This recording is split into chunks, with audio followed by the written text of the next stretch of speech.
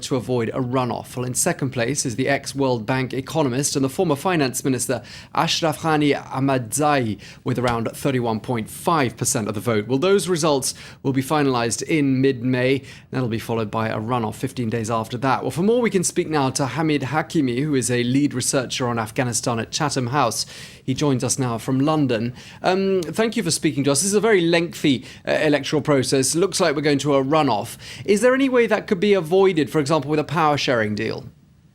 Indeed, it is a long procedure.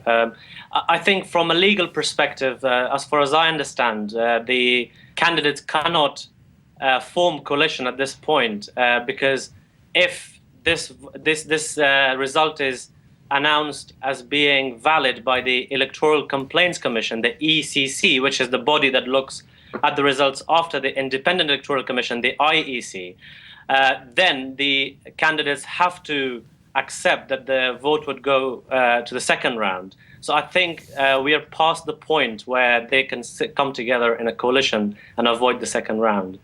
Okay, so if we go to a second round, let's look at the candidates again. Abdullah's got a pretty respectable lead in the first round, but does that necessarily mean he'd emerge as the winner in a runoff vote? Would that work against him if it went to a second round?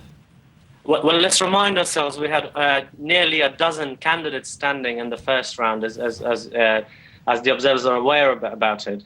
So I think once, obviously, the candidates are only two, then various other dimensions become important, including coalitions. And I think the more the candidates who have had a relatively smaller vote would be more prominent, such as, for example, former Foreign Minister Zair Rasool, who's got over 10% of the vote. Equally, the former Mujahideen leader Sayyaf has nearly 8% of the vote. And I think all of these candidates would be very, very important and would play a big role. So I think the lead at this stage would not necessarily mean that the second round would also translate in the same way for the candidates.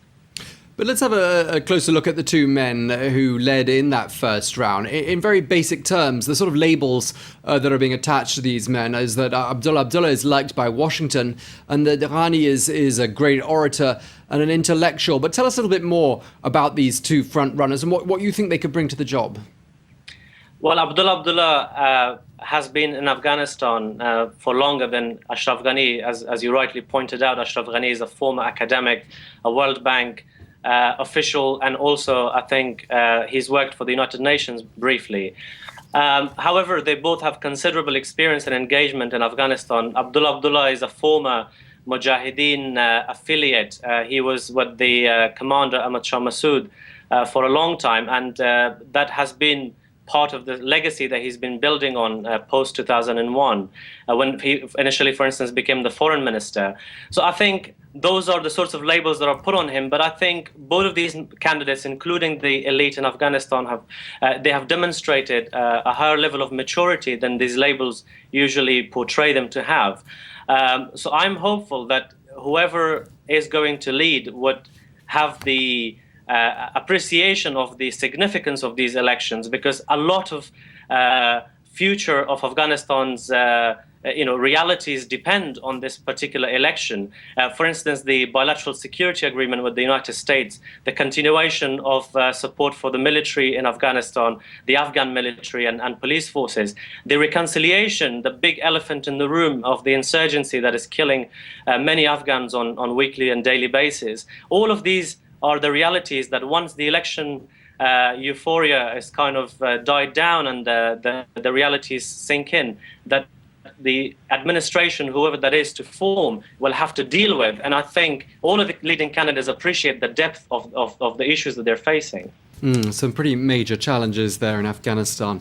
Thank you very much indeed, Hameed Hakimi from Chatham House in London. Thanks for speaking to France 24. Thank you. In other world news, the Russian Foreign Minister